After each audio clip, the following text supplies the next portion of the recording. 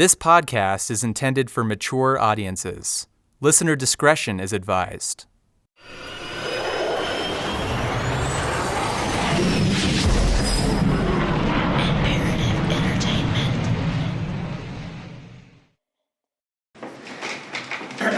All right, so we're on record. It's a little bit after 3 o'clock. And present in the room are myself, Michael Melito, Senior Assistant Attorney General. Special Agent Steve Bratton is sitting to the right of the camera. We got our coffees from downstairs. Let me ask you a quick question.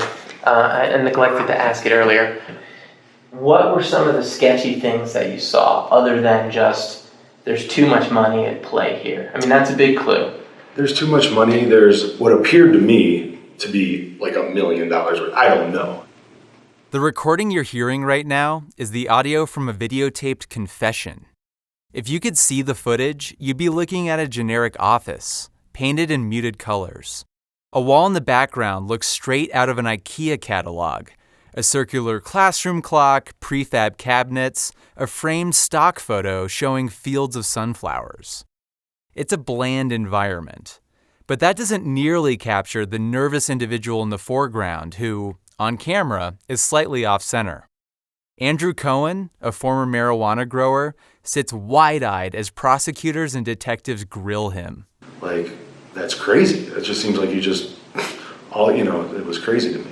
He wasn't the only one who was nervous. Law enforcement interrogated just about everyone involved with the syndicate. And now, I've got copies of all their interrogations, recordings from 20 suspects.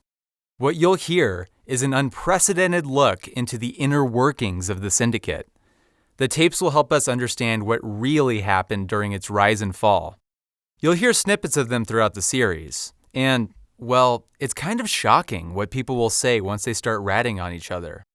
A sense of self-preservation certainly applies to the taped confession of Andrew Cohen. Here's a state prosecutor doubling down on his earlier question. What were some of the sketchy things that you saw? There's a lot of people working for him, like people who had like houses, and I would play poker with a lot of these guys, and one time we at his house, oh, you have an operation going too. Yeah, Tri, working for Tri. Tri. That's Tri Nguyen. This is the first time that his name has come up in our series, but Cohen is referring to a key figure. In fact, he's the key figure. Tri Nguyen was the brains behind the entire Colorado operation. Tri hired Joe to fly pot through the skies, and Tri masterminded a smuggling operation stretching from Colorado to Minnesota. Simply put, the syndicate wouldn't have happened without Tri Nguyen. And so, detectives had reason to press Cohen for details about him. As a college buddy of Tri's, Cohen didn't just know him well, he had a front row seat to the very beginning of the operation. You see, in 2010, Tri recruited Cohen to join him in Colorado as part of what Tri claimed was a new, legitimate marijuana business. Cohen bought in, except after he moved from Minnesota, he'd come across signs that Tri's business might not be so above board. Detectives later asked him about some of these red flags. Did you ever see anybody bag up stuff in a duffel bag? Yes. Tri went to the trunk of his car and grabbed a duffel bag, a very rubber, like really thick rubber with a really, very expensive weatherproof bag. And Tri told me that there was a GPS tracking device in the bag and that the bag had money in it. And he chucked it over the edge of this mountainside. Why? For safekeeping, I would imagine. For safekeeping. But where was he when he threw it over the mountainside? Near the gun range, near where all the guns were, all the bullet shells. We were really up the side of some dirt mountain road, and I never saw that bag again. That admission of cash hidden somewhere in the Rockies was right there on the recordings. And those duffel bags, they might still be out there. But to understand where all that money came from, the kind you'd stash away to retrieve later, you have to go back to the very first dollars that the syndicate earned.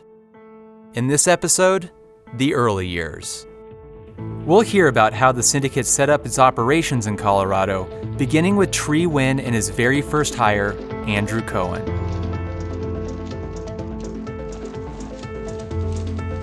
I'm Chris Walker, your guide in this series about high-flying pot smugglers, the rise and fall of a criminal enterprise, and the evolution of marijuana's black market in the era of legal weed. From Foxipus Inc. and Imperative Entertainment, this is The Syndicate.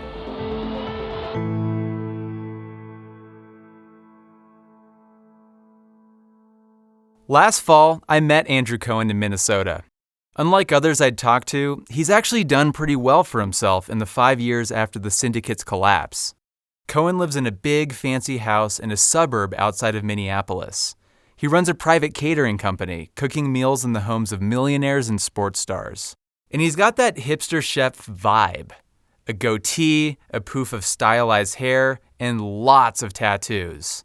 Full sleeves of Japanese dragons and monsters cover both of his arms, and psychedelic designs crawl up his chest and onto his neck. The sheer volume of ink suggests a kind of edginess. But I noticed that many of the tats are fading. He got them a while ago. And in fact, he's quick to say he's spent a lot of time and energy trying to move beyond his past. I'm such a different person, different place, just whole different set of circumstances in my life. Still, Cohen wants to set the record straight about what happened in Colorado, as well as provide some perspective on the earliest days of the Syndicate. As he puts it, it all stems from his friendship with Tri Nguyen. The two had been buddies since 1998, when they met in Minneapolis. Tri was in college, and Cohen was in culinary school. Outside of their studies, both of them grew and dealt marijuana. Cohen says they were knuckleheads. As far as they were concerned, leading double lives as cannabis outlaws fueled their friendship with a sense of adventure. And besides, it was an exciting time to grow weed, the 90s. The economy was booming, the internet held such promise, and the grass, that grass, was getting much greener for pot smokers. After being driven underground during the 1980s, pot was coming out into the sunshine. Even the president admitted to lighting up. And that when I was in England, I experimented with marijuana a time or two. But remember, he didn't inhale. And I didn't like it. And didn't inhale. And never tried it again. And never tried it again. Everywhere you looked, it seemed reefer was entering the mainstream. Dr. Dre's 1992 album, The Chronic, helped introduce a whole generation to pot's vernacular. Movies such as Dazed and Confused depicted marijuana use as a normal part of adolescence. Of course, as anyone who partook back then knows, the only pot you could easily buy was ditchweed. You know, swag, brick, that pressed and earthy stuff, which often came from Mexico. It wasn't strong, but if you smoked enough of it, it could still get the job done. Marijuana was just marijuana. Unless, that is, you knew a grower or you grew your own. Both Cohen and Tri realized the potential of growing some of the newer, more potent strains making the rounds. This was a time when smokers were becoming much more educated about high-quality cannabis. Forget that ditchweed. There were so many other options stemming from two types of plants. You had cannabis indica, the strains that produced a more relaxed body high, as well as sativa, more of a mental high, energizing, but with some risk of paranoia. And that was just the beginning. Different strains of those did different things too. Want a weed to make you giggle? Try sour diesel. Want to pig out? You're gonna love pineapple kush. And as the demand for artisanal cannabis increased, Cohen and Tri realized that they could fetch a lot more money than their competitors who were slinging Mexican pot. It wasn't hard to imagine that one day there could be a whole boutique industry for specialized cannabis products. In fact, developments in a different part of the country had already made that clear. Want some marijuana? Easy to obtain medical marijuana? A few Bay Area doctors make a business of recommending pot for patients. In 1996, California voters became the first in the nation to legalize medical marijuana. Over on the left coast, medical card carriers were already using derivative marijuana products like edibles and oils. Why not take advantage of all the different ways that you could consume pot? Plus, with regulated doses, you could finally know how much weed was in those special brownies. This was the dawn of a cannabis revolution, and Cohen and Tri sensed it. They challenged each other over who could grow the best bud, and each perfected his indoor growing, sharing techniques on lighting, soil, and nutrients. Soon enough, money lined their pockets, and Tri and Cohen shared some wild years together. They celebrated their successes as you do when you're in your early 20s, going to clubs, blowing money on things like bottle service and VIP tables. Cohen says it was just a phase. As the years rolled by, they gradually toned down their antics. And as they matured, their lives took them different directions. Cohen's culinary career demanded more and more attention, and Tri, while determined to make it rich, dabbled in a variety of entrepreneurial schemes, not just weed. Both men started families, and with the demands of parenthood, they saw less of each other. Still, as their friendship passed a decade, Cohen considered Tri close, a best friend even. So in 2010, when Tri extended an invite to visit Larkspur, Colorado, a rural area south of Denver where he'd recently moved, Cohen accepted it as an opportunity to catch up with his old friend. He wanted to see what Tri was up to in Colorado, as well as check out his new place. When he arrived, Cohen was floored by his pal's home. Tri was living in a mansion. It looked like a ski lodge with a sloped roof supported by huge timber beams. The main house had unobstructed views of the Rockies, and beside it was a 3,817 square foot detached garage that was itself larger than most homes. The structure was so wide and its roof so high that you could pull multiple coach buses into it. But that was just the outside. The interior of the garage really took Cohen by surprise. I shit you not, I had never seen more weed in my life. I mean, no normal person ever had. The sprawling garage had been converted into a state-of-the-art marijuana grow. It was like what you see in like the High Times. It was like, whoa. Tri had lined the ceiling with sophisticated lighting arrays and huge ventilation fans. Yeah, you didn't have to know anything about it to know that it was a very, very expensive and serious endeavor. Cohen figured there had to be $1 million worth of cannabis plants in the garage. Tri's setup blew away anything the two of them had worked on while growing indoors in Minnesota. And Cohen's first thought was that the investment signaled his friend's success. Before Tri had moved to Colorado, Cohen had heard he was making waves in a different industry. As he told detectives, My understanding of Tri was that he owned a lighting company, and they did LED streetlights. He had told me that he had done all the streetlights for the city of St. Paul.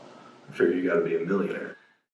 So in Cohen's mind, that explained how Tri had the resources to invest in such a sophisticated setup. He was impressed by his friend's wealth and the fact Tri was making moves in cannabis. Perched on a hill in his mansion, Tri was living a Colorado dream. And by comparison, Cohen's circumstances were drab. He had financial troubles and was working exhaustive hours as a sous chef with a baby on the way. Perhaps Tri knew this, because after he showed Cohen the grow house, he launched right into a business pitch. And then the conversation really went to moving out there to help him start in edibles. So taking your background in cooking and applying it to cannabis. Correct. Tri wondered if his longtime friend could use his kitchen expertise to devise a lineup of edible products, chocolates, candies, oils to infuse in home cooking, that would line the shelves of medical marijuana dispensaries. Cohen would own 25% of the edibles company.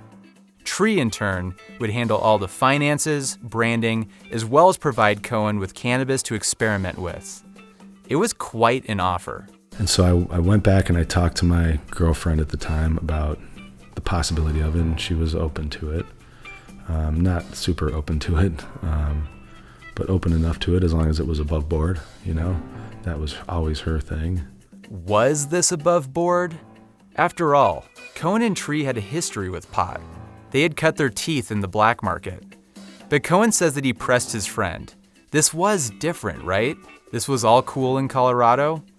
Tri responded that everything he was doing was legal under a provision in Colorado's marijuana laws.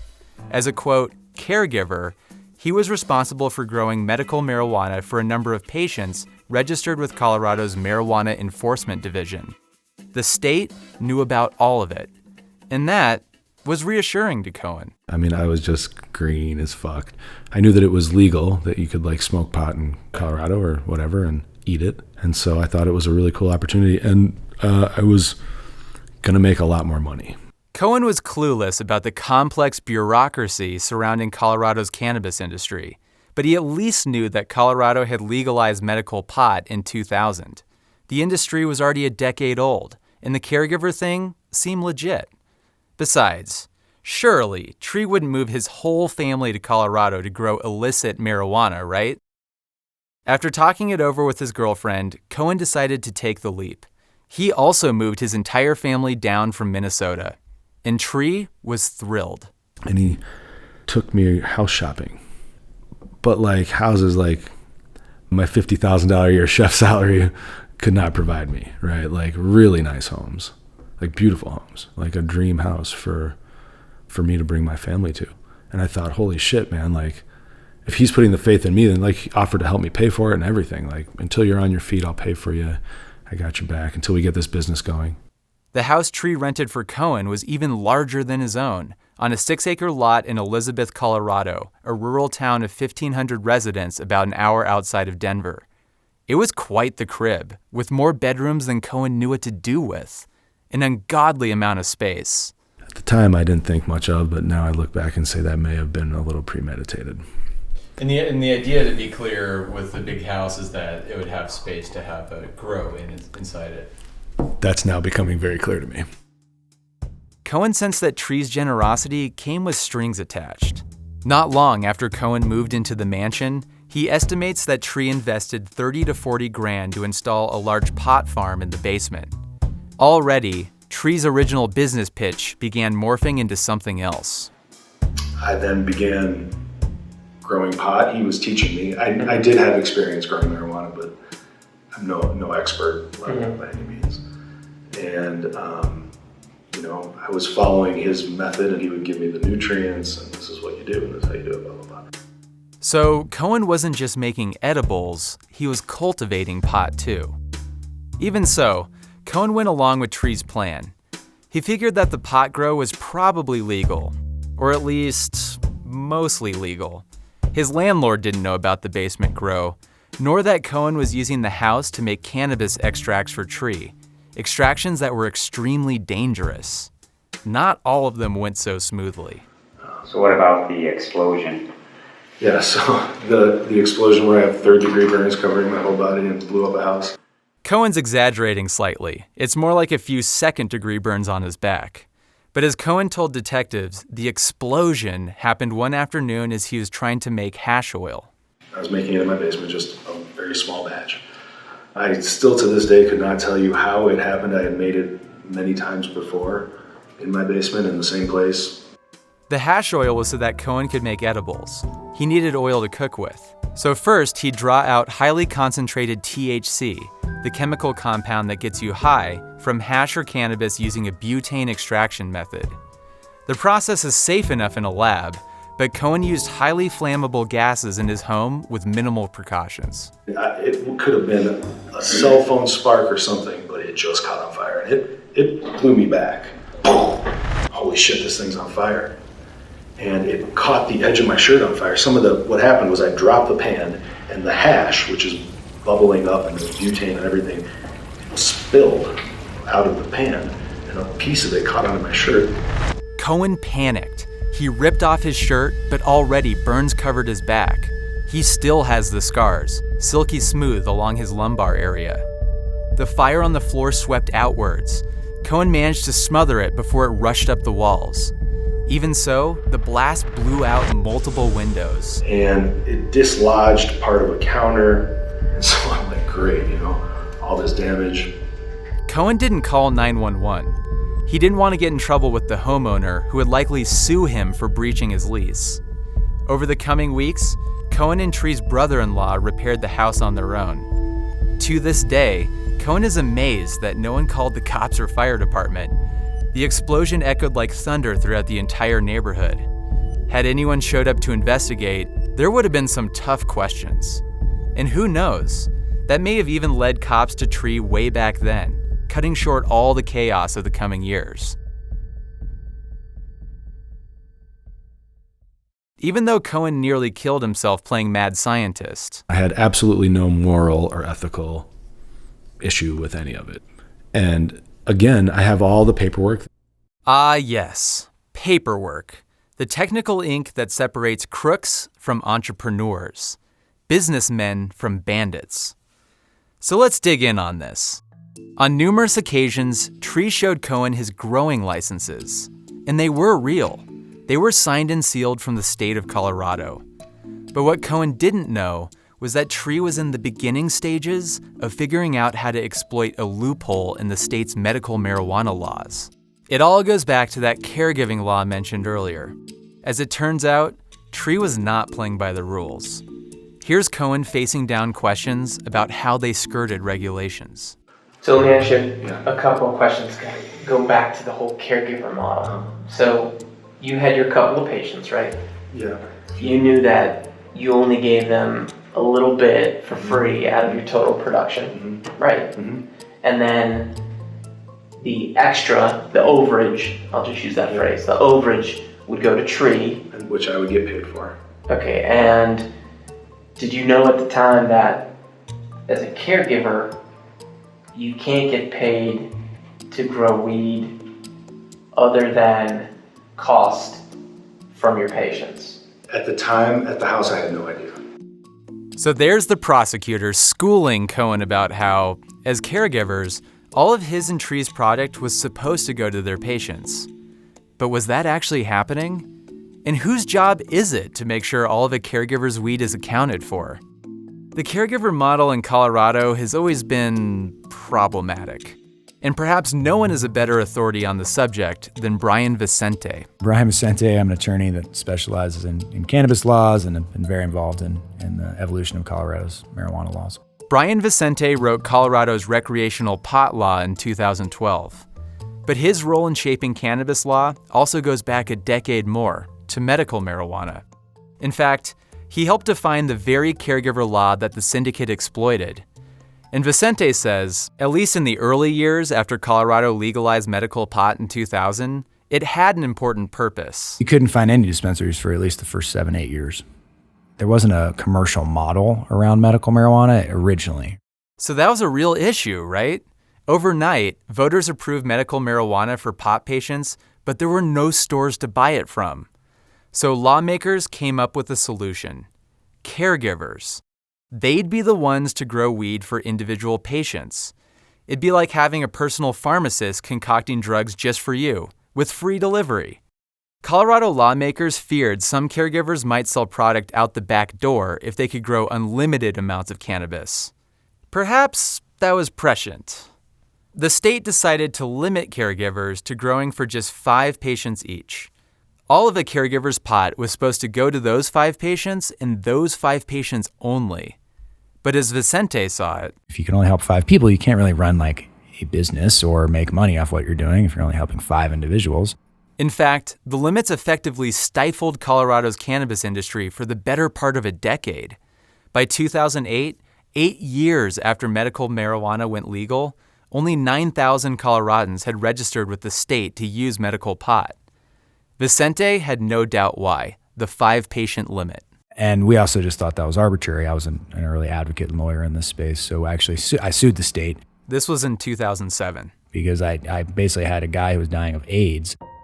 The guy's name was Damian Lagoy, and while he was looking for a caregiver to grow medical pot for him, he couldn't find any providers who weren't already maxed out with 5 patients. The guy who was dying of AIDS is like, well, what the hell am I supposed to do now? And so we sued the state, and we got in front of a district court judge in Denver. And I'll never forget it. It was actually really powerful. We lined the witness stand with every single pill bottle that this individual took every day. And he said, I can't take all these pills unless I have medical marijuana, because that allows my stomach to be, able to take pills. And if I don't take these pills, I will die. And I swear to God, the judge had tears in his eyes. And that's when I knew we were going to win that fucking case. The whole pot industry in Colorado was about to change. The judge ripped into the state at that point, overturned that policy, and that really was like the open door for stores to begin and for caregivers to help 5, 10, 20, 1,000, 50,000 people. The door opened because the state lifted the 5-patient limit for approved providers. As Vicente mentioned, this also paved the way for Colorado's first storefront dispensaries, which were technically caregivers too, only in brick and mortar form. In just 2 years after the Lagoy case, the number of medical marijuana patients more than quadrupled in Colorado. Caregivers expanded their patient rosters, dispensaries popped up in major cities like Denver and Fort Collins, growers scaled up their production. But there was a downside. As the number of medical marijuana patients ballooned and the industry shifted towards a dispensary model, it meant far less vetting of individual caregivers and patients. Colorado's Marijuana Enforcement Division simply didn't have the manpower or resources to investigate each individual caregiver across the state. And some caregivers were growing up to 99 plants for each of their patients, an obscene amount of pot for just one person. So while Vicente's suit was a win for medical patients who needed weed and couldn't get it before, the lawyer didn't anticipate how someone like Tri would exploit the changing landscape, or how. But anyway, so that sort of opened the door and ultimately allowed for the subjects of your podcast to provide that service to broader people. Colorado has changed its caregiver rules again and again. They're still in flux. Lawmakers would reimpose some limits, lift them, reimpose them again, in part because of what Tri and the Syndicate went on to do. That comes later. The main thing to know for now is that in 2010, when Tri was setting up shop, a rapidly expanding pot industry meant the state couldn't always keep an eye on what caregivers were up to.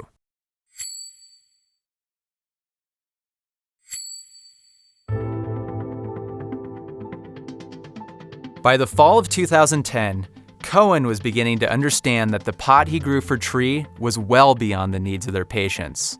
In both Tri's garage grow and in Cohen's basement, they grew 24 to 99 cannabis plants per patient.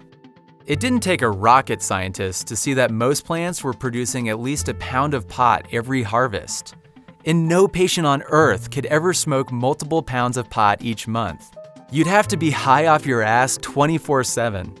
You'd probably die of smoke inhalation. It just wasn't physically possible to consume that much weed. Meanwhile, Tri said he was distributing all their product to patients, but was making money hand over fist. Remember that scene in Blow where Johnny Depp has a closet so full of cash that he doesn't know what to do with it? It was a little bit like that. Cohen had to accept that things weren't exactly above board, and his suspicions only heightened when he saw his friends start to engage in some strange behavior. Like one day, when Tri invited Cohen on a trip to the mountains.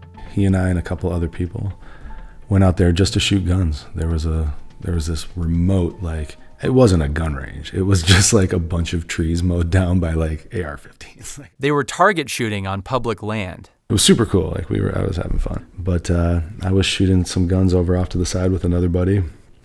And he just walked off with another buddy. And I noticed some things came out of the back of the truck, got launched, and I don't pay much attention to it and get back in the car. Or maybe later that day I was like, what was that? And then I was told what it was. Which was? Which was a bag full of cash with a GPS tracking device in it. Tri just chucked a bag of cash off a mountainside. Why? Tri never explained. What my impression in the moment was that maybe there was some heat or something. He got himself in some trouble or something and needed a safe place to put it for a while. It seemed like the kind of paranoid move a stoner might make. I asked Cohen, had this happened other times too? He didn't know. Nor had he gone back to see if any duffel bags were still there. For all he knew, there could still be hundreds of thousands in cash sitting in the forest. But hearing him tell the story, you almost get the sense that these guys felt untouchable. The shotguns, the drugs, the money, it plays into those stereotypes. The Wild West archetype, man on the fringe of the law. Even Cohen admits that certain parts of it, like shooting off guns in the forest, were fun. But the bag of cash episode also got under his skin. It irked him that Tri would casually toss around money like that because... So I had to borrow some money from him, which in retrospect, I really feel was his plan. I don't think he ever planned on starting a food company with me. I think it was to get me out here, get me in a lease, get me under his thumb. You know, you're broke, you don't know anyone. And I felt very taken advantage of from that point on. And that animosity grew. Tri wasn't just paying Cohen's bills and rent. He doled out stipends for groceries, stipends that Cohen says didn't cover his family's weekly expenses. He felt like an indentured servant, just one that lived in a really nice house. Tri and Cohen stopped hanging out except to talk business. That's all Tri seemed to care about, hitting production quotas and bottom lines.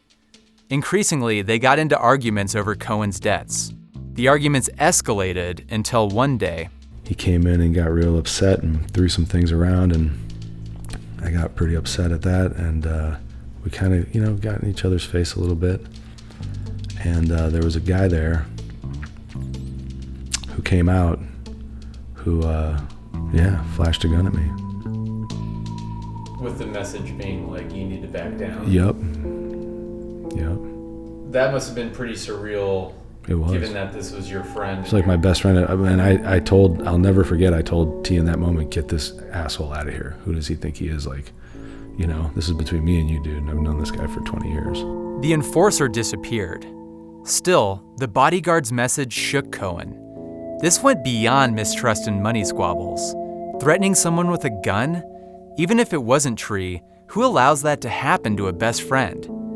Cohen ceased to recognize the man he thought he knew. The cash, the DIY hash oil extractions, the massive amounts of pot, the muscle. It was time to acknowledge that Tri was not merely a medical marijuana caregiver. Cohen decided he'd had enough. For financial reasons and the safety of his family, he was out. In early 2011, he announced he was packing up his bags and returning to Minnesota. Newer members of the Syndicate were quick to make fun of him. The people that I heard talk about him called him Princess. Including Tri? Yeah. So. Is there a reason for that? I think he's kind of a bitch, the way Tri put it. Cohen says that he heard the nickname, but he didn't care that people called him Princess, or that Tri tolerated it. I really hated T by the time I left. I was really pissed, and I was really hurt, and I was really I felt like I'd been duped, and that I'd been put into, quite frankly, a pretty hairy situation that I needed to get myself out of. And it made me mad. I was mad that I fucking moved my whole family out here, that I never had 2 nickels to rub together. I was not happy, and I left really pissed off. Cohen hasn't talked to Tri since. He still laments losing a friend, but Cohen's glad he got out from under Tri's thumb. He'd had his suspicions about the extent of Tri's operation, but once he was back in Minnesota, there was absolutely no denying it when he met up with an old friend of Tri's, a guy by the name of Tom Dispinet. And I got a call from Tom, and let's meet for coffee. He would never say anything on the phone. Let's meet for coffee. Cohen didn't know Tom well, but he knew him to be an underground pot grower from his and Tri's knucklehead days. I always knew Tom to be very out there, tall, skinny, kind of goofy looking guy, real out there personality-wise. His nickname was Crazy Tom, and fittingly, I think. Cohen had an idea about why Crazy Tom might want to meet.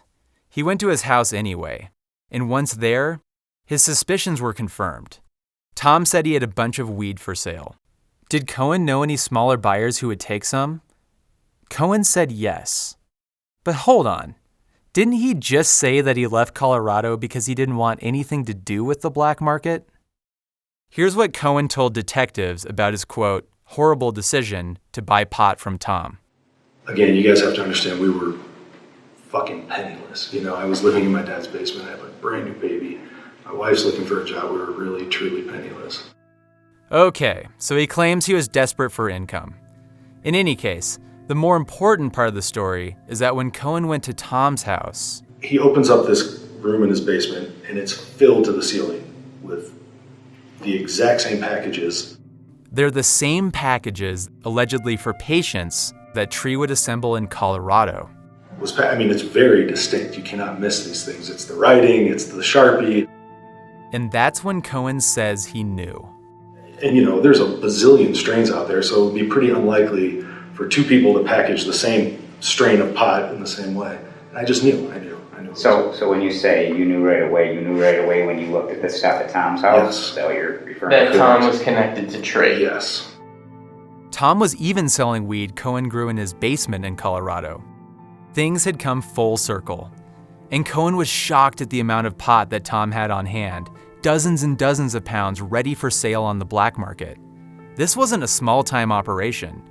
Tri had set up a weed pipeline from Colorado to Minnesota. And Cohen? One thing he did know about Tri, the guy was ambitious. And the way things were going, he'd soon need more than a garage and a few basements to grow in. But even Cohen didn't anticipate the scale of Tri's plans, that in the coming years, he'd be one of the biggest pot producers in the entire state. On the next episode of The Syndicate, wondrous warehouses of weed. There was probably 18 different rooms, but now we're talking 46,000 watt lights, 6,000 square foot of room to do with it. Tri moves away from his grassroots to become a marijuana mogul, and his operation goes big time.